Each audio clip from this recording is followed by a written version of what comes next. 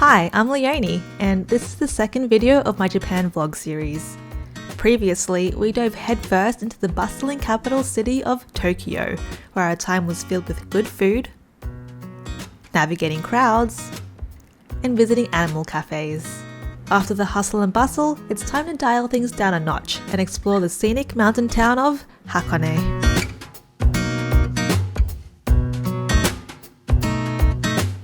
Before heading to Tokyo Station and making our journey to Hakone, we stopped by the vending machine just outside of our hotel to get our morning coffee fix.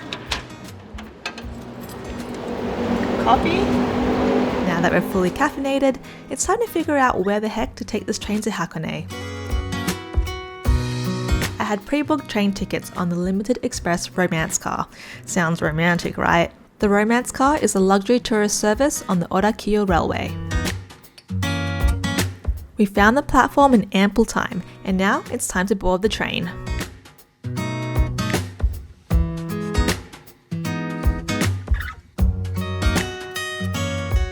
I had a really dumb and embarrassing moment here, trying to lift my 25kg luggage over the bar.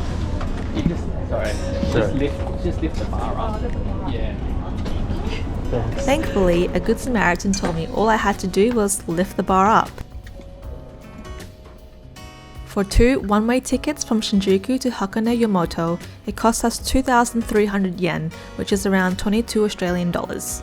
It's all reserved seating, so pre-booking is a must, but it's very spacious, very clean, and the windows are nice and big so you can observe the countryside and small towns on this 1.5 hour journey.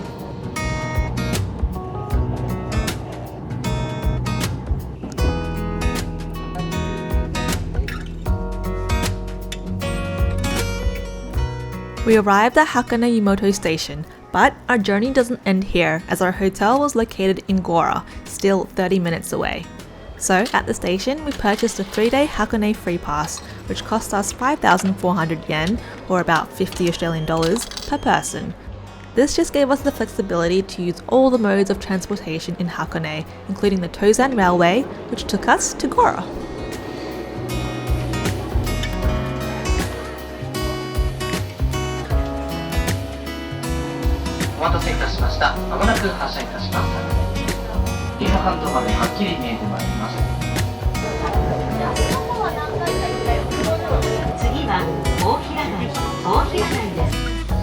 On arrival in Gora, we were contemplating whether we should walk to our hotel or take a bus. We're on a bus in Hakone. It's very uphill.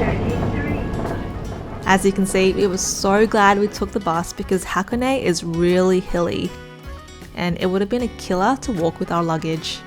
Wow, so glad we caught a bus, but so many hills. Luckily, our bus stop was just around the corner from our accommodation, but even just walking that short distance had me perspiring like there's no tomorrow. I am a sweaty mess. Finally, we reached our hotel called TKP Lectore Hakone. I remember when we were choosing which hotel to stay at, this was one of the cheapest options, but I'm really glad we went with it because it turned out to be such a peaceful stay.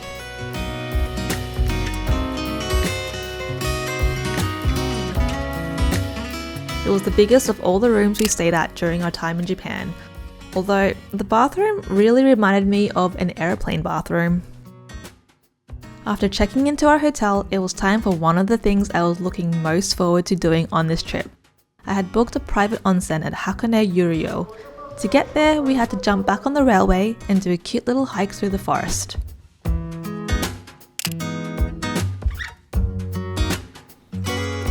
We even found an old, out-of-order vending machine on the trail, which made for a cool photo op.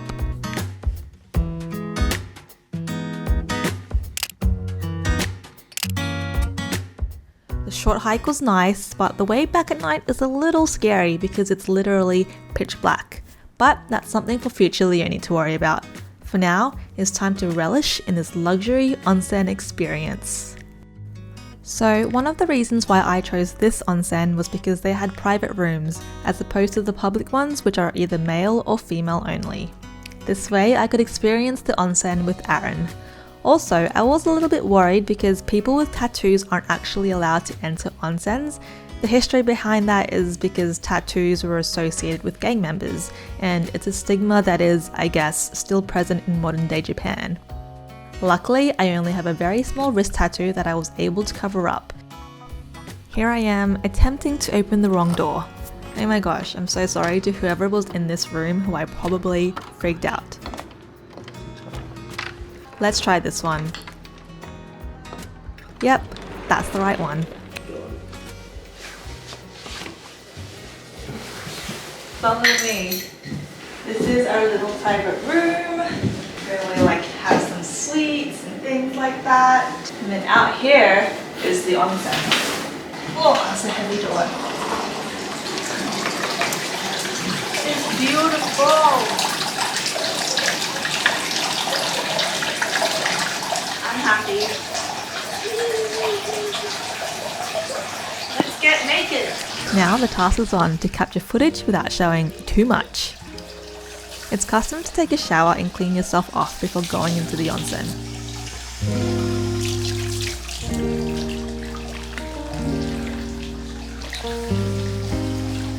The water was so nice, a toasty 42 degrees.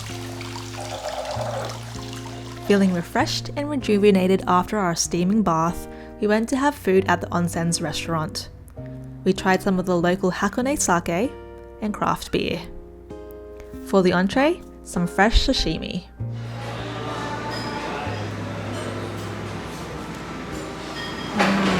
That's good. That's fish right there. Next up, our main meals. We ordered a bunch of food, and look how delicious it all looks. It was the perfect feast after a relaxing soak in the onsen.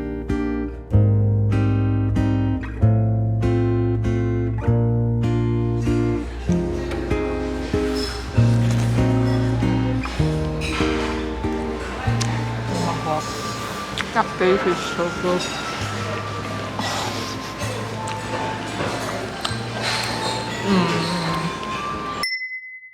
And that concludes our first very relaxing day in Hakone.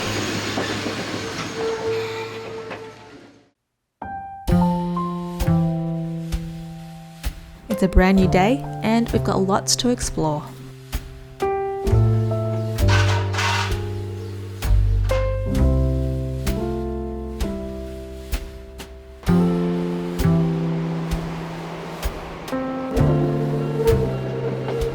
After a ride on the railway and a local bus, we arrived at our first destination, the picture-perfect Lake Ashi.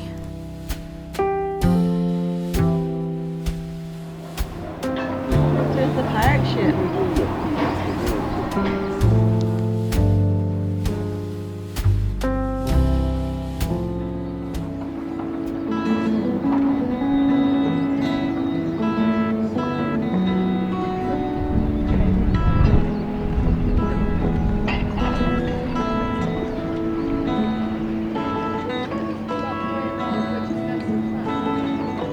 What a beautiful scene to start the day. We spent a few minutes here enjoying the live music and admiring the view. I also tried to do a cool Insta360 cam transition here, but totally forgot to keep up with it. I didn't really know what to do with the footage, so please enjoy it anyways. Our next stop after spending some time at the lake was to visit Hakone Shrine.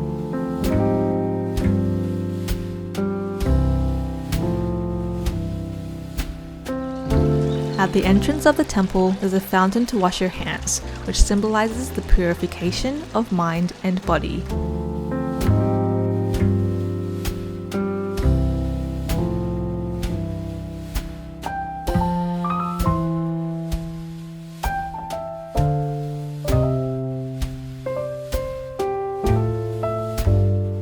There were lots of wooden blocks that were hung up here, containing written prayers and wishes from visitors, so I decided it would be nice to write one of my own.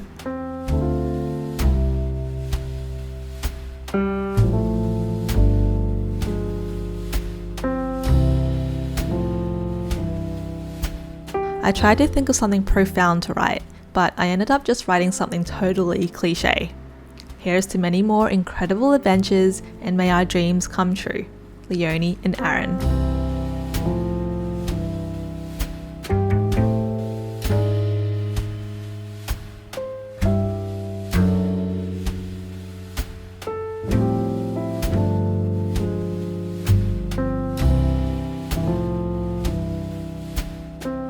After the shrine, we made our way to arguably one of the most photographed and Instagram places in Japan, the Heiwa no Torii, which translates to the Gate of Peace. I was so shocked upon arriving here at the massive queue of tourists lining up to take a photo. And with so many other things to do in Hakone, we decided to admire the gates from afar and skip the iconic photo op. Instead, we opted for a quick photo to the side.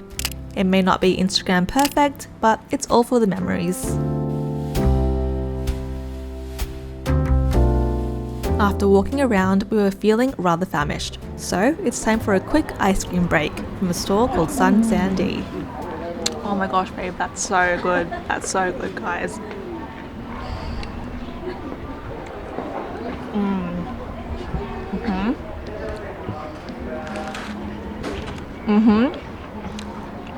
Oh my god. I think that's the best ice cream I've ever had. We also got some of these cookies. This is pistachio and berry flavor.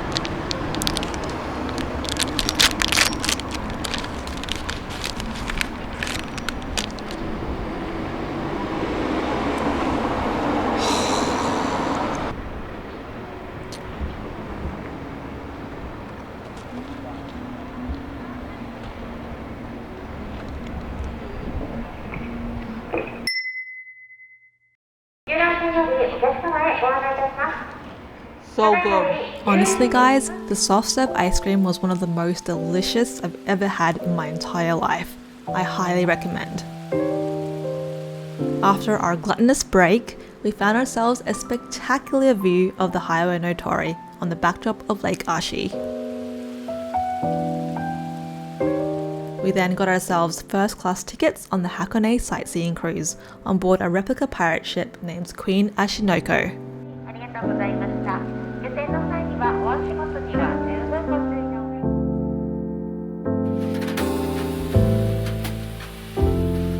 I highly recommend the first class tickets, which costs only a little bit extra if you have a Hakone Free Pass.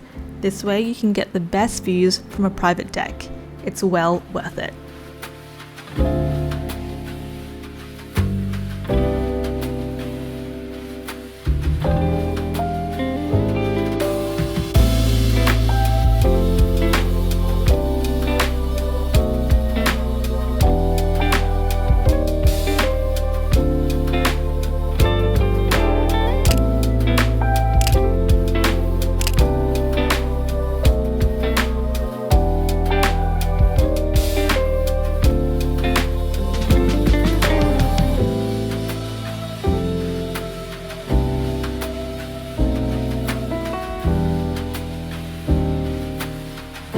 Our cruise led us to the other end of Lake Ashi, where we then took the Hakone Ropeway to Owakudani, a volcanic valley.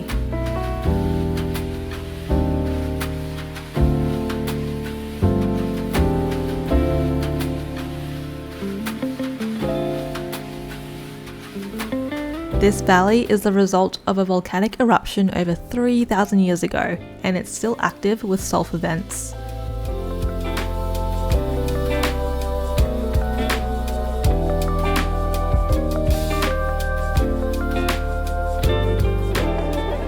This is my first time smelling volcanic steam, and it smells like rotten eggs. It was not a pretty smell at all. After blessing our nostrils with the pleasant scent of rotten eggs and farts, it was time for us to head back to the hotel. We took a short ride on the Tozan Cable Car, which is a funicular railway, to get us to the closest station to our hotel.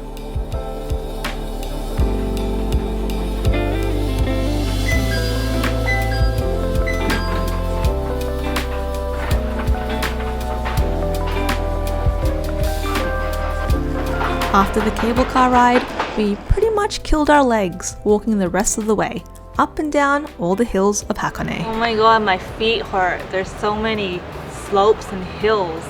My feet are bruised.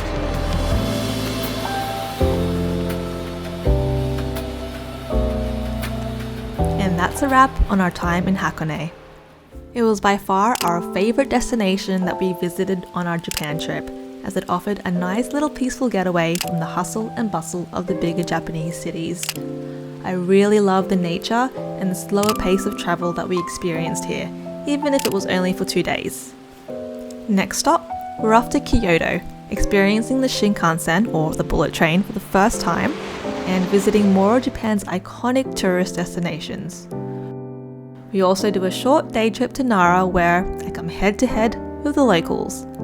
See you in the next video.